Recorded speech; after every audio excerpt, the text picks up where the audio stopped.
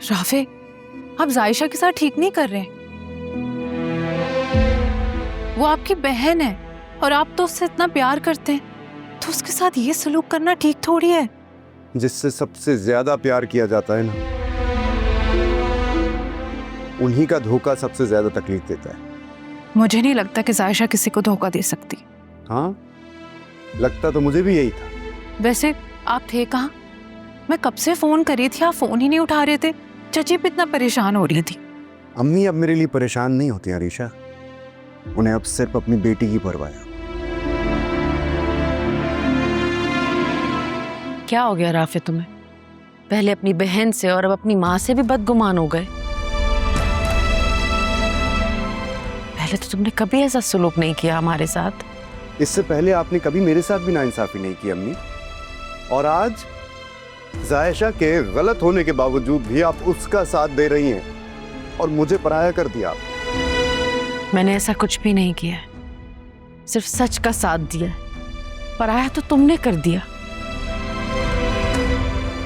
तभी तो अपनी बहन को झूठा समझकर गैरों पर यकीन करने लगे हो तुम। अपनों ही पर तो अंधा यकीन करने की सजा मिल रही है मुझे अम्मी। मुझे लगता है तुम्हें कुछ भी समझाना बेकार है, क्योंकि ये जो बेयकीनी की पट्टी तुम्हारी आंखों पर बंध चुकी है ना,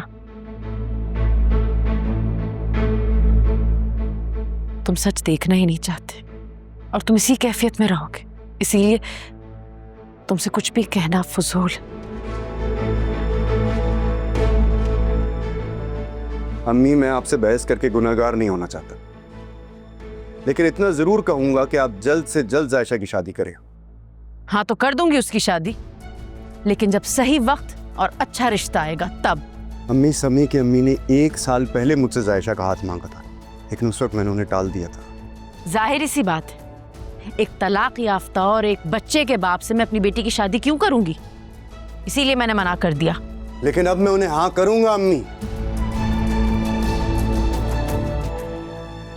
क्योंकि जो इस लड़की की हरकतें हैं ये डिजर्व नहीं करती कि इसके लिए किसी अच्छे रिश्ते का इंतजार किया जाए।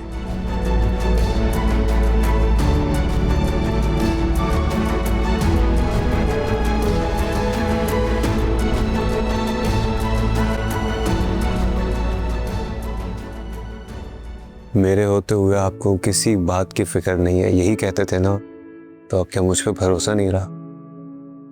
नहीं बेटा, ऐसा नहीं है। एक तुम ही तो हो इस दुनिया में जिस पर मैं भरोसा कर सकता हूँ।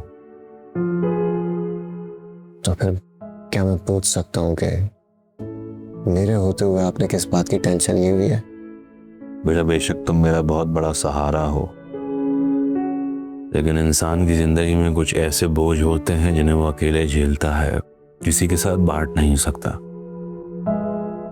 मेरे ज़मीर पर भी ऐसा ही एक बोझ है जो मुझे चैन से जीने नहीं दे रहा।